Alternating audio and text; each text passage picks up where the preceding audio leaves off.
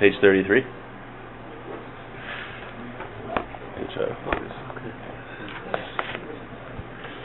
Okay, we're talking about the spiritual benefits of bitachon. Let's continue. Umehen. Ki abotech b'Hashem, someone who has trust in Hashem, lo yimna'enu rov hamaman mibtach Hashem. Even if he's very wealthy, he has a lot of money, that money is not going to prevent him from having trust in Hashem. Mipnei she'eino samech al hamami. He never relies on his wealth. V'hu be'einav ki pikadon tzuva lehishtamesh bo al panim yuchadim ube'inyanam yuchadim lizman katzuv. He views his money like a deposit that was made by him, that he's allowed to use however he wants for a certain amount of time. Meaning, the one who has bitachon views the money as something that Hashem is lending him. Hashem says, here, I'm giving you this money, you can use it how you want for a certain amount of time, with certain conditions, and then eventually I might take it back. That's how a person views his money. Right, so if somebody, let's read a little further. Now, if he has the money for a long time, he's not going to become arrogant if he has a lot of money by him. And if he gives money, let's say he gives charity to somebody, he's not going to say, oh, well, this person has to be like really nice to me now because I gave him money. He's not going to ask for demand acknowledgement. He's not going to demand that this person treats him especially well and that this person has to show his thanks. Rather, he thanks Hashem. He thanks Hashem that he has this ability to help others. That's his attitude. Now, if he would lose the money, he's not going to worry. He's not going to mourn about its loss. He's going to thank Hashem. He took back his deposit. I know Hashem was only letting me use this for a certain amount of time. He took it back. So just like he's going to thank Hashem when he gave him this money, he's going to thank Hashem when he takes it back. He'll be happy in his portion, what he had. He's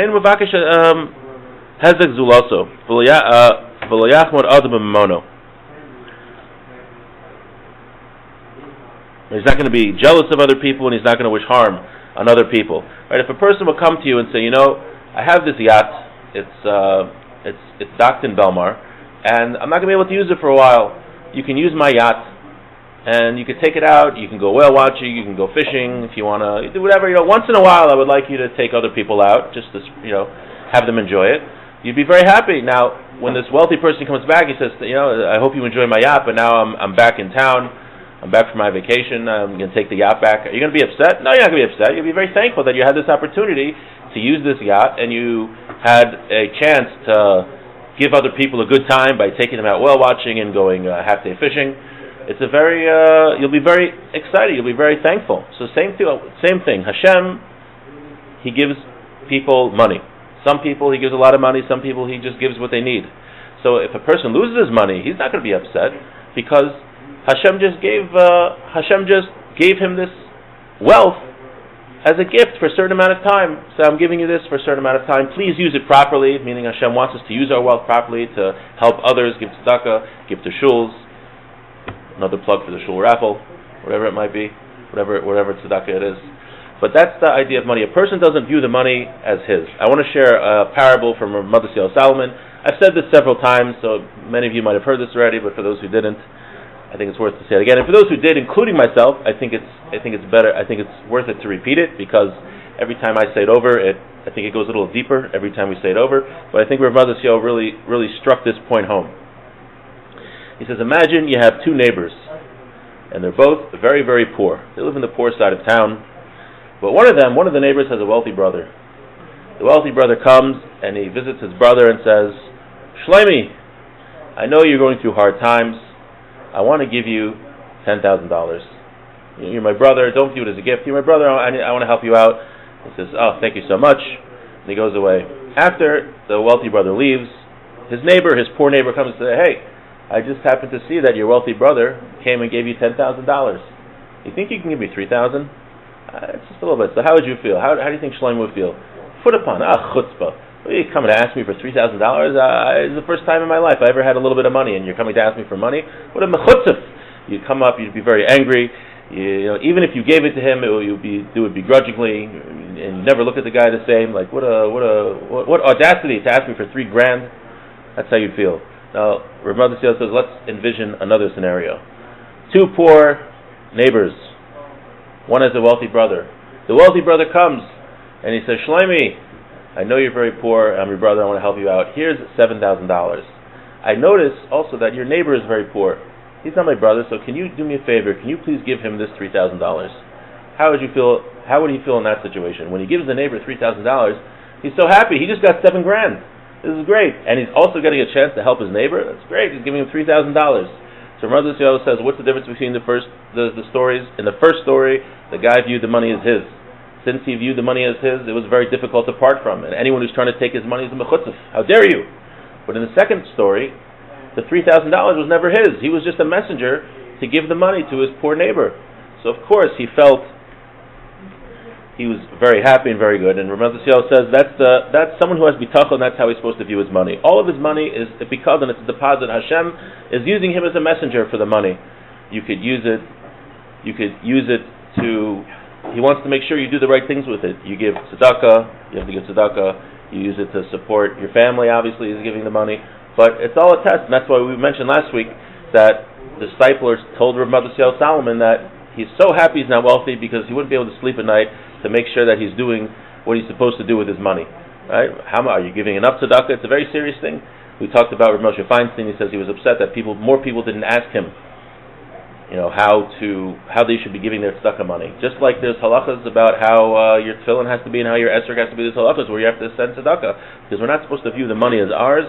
We're supposed to view ourselves as messengers. Hashem gave us a gift. He gave us money, and He wants to see, are we going to do what's right for it? Are you going to use that yacht that He lets you use just for yourself and not let anyone enjoy it with you? Or you're going to take people out on the yacht and take them for exciting adventures. Okay. Let's go a little further. Umehem. Now, we're talking about a worldly benefit of bitachon. Umehem menuchas hanefesh. We're on page 39. V'haguf min ha'matzim ha'koshim v'ha'malachos ha'miyagos asagufos. So someone who has bitachon, he doesn't have to do work which is going to hurt him, which is going to be overly, what's the word? Spaced out. Strenuous, right, very good. Overly strenuous work.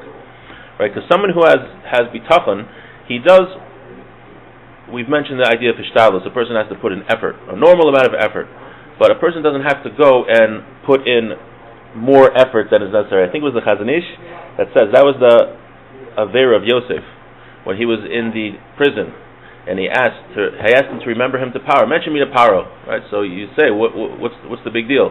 He was in prison. Someone was getting out. He's going to be close to the king, so ask him to help you. That seems like a normal amount of hishtadlus that a person should put in to get out of prison. So he says that the Sar Mashkin was not a trustworthy person. He was not a reliable fellow. So to ask him to do something was considered something which was not the normal course of hishtadlus. It was considered grasping at straws. When we have bitachon, we're not supposed to grasp at straws. We're not supposed to do crazy things, right? We're not supposed to be, I don't have money to support my family, so I'm going to buy 20 lottery tickets and I'm going to go to Atlantic City. And that's like a crazy thing. A person who has hishtadlus, a person who has bitachon is not supposed to go and do crazy things to make a parnasa. He has to do what's normal. Once he does what's normal, then he can have trust in Hashem that Hashem is going to provide for him. So it's a balance. We're not supposed to do nothing and just sit in our living room on our chair watching TV, having bitachon that Hashem is going to give us a parnasa. And we're also not supposed to do crazy things where we're running around the world, where we are ruining our health and doing things which are amoral and have a questionable moral clarity in order to make a parnasa. Did I skip something? Oh, you know what? I skipped something. I apologize. I skipped. We're really on page 33. Apologize. But everything I just said was true. Okay, we'll get back to this. All right. I had two markers here. I had this red marker and I had this thing. So I was wondering what. Another area of bitachon is that a person can be relaxed. He's not worried about different worries, different physical worries that come up. Someone who has bitachon doesn't have the pain of not reaching his physical pleasures. Right? Certain people in life, their whole lives, they work, everybody's working for the weekend. They're working for the weekend so that they can get physical enjoyments and they can get pleasures and they can do things which are taivas. That's what they live for. That's what they want. So anytime they don't reach their taivas, they don't get their physical enjoyments that they're looking for, they have tsar. They're very pained. Right? This is and it happens very often. More often than not, people do not get their taivas. It says a person will die and he will not fulfill half of his taivas, half of his physical desires. So, a person who has bitachon doesn't have to worry about that. He's content with what he has. V'hu behashket ubebitcha ubeshalva ba'olam haza. He's content and he has menuchas hanefesh in olam haza. As it says, Baruch hagever asher yiftach b'Hashem. Blessed is the person that trusts in Hashem. V'haya Hashem yiftachon. Hashem is his trust. V'amar, and it says, V'haya ke'etz shosel al mayim. Ke'etz shosel al mayim v'al yuval yishalach shorashav. Says that blessed is the person that trusts in Hashem. We said that, and he's going to be like a tree planted near water, which spreads out its roots along a brook, and it won't notice when heat comes. The pasuk continues, its foliage will always remain fresh. It will not worry in a year of drought, and it will never stop producing fruit. The idea is that someone who has bitachon is like a tree on a brook. Why is it significant that he's like a tree on a brook? Because a tree by a brook doesn't have to worry about dying because it always has a source of water. Someone who has trust in Hashem, he will always be provided for. It doesn't, again, like we said, it doesn't mean that he's going to be super rich. It doesn't mean that he's going to get everything he wants, because really, that's not the way a Jew is supposed to live. A Jew is supposed to live in the physical world. We do what we need to serve in Hashem. The physical world is a means to serve Hashem. Again, we're not like other religions where they say the physical world is bad and we have to live in a little cell and not have any enjoyment from this world. No, that's not how we are. And we're also the other extreme. We're not hedonists that say we need to enjoy every aspect of the world and try to find new taivas, new ways to enjoy ourselves. We're a healthy medium. I think Mordechai Becker quoted somebody who says Judaism is a sober religion. That it's in the middle. We use the physical world in order to serve Hashem. So that means, obviously, not overindulging, but it also means that we don't have to restrict ourselves from what a normal person needs to enjoy. So we just, to summarize, we said that someone who has a lot of money, he doesn't become arrogant, he views his money as a deposit from Hashem, as something that he could use, and he should use in the right way.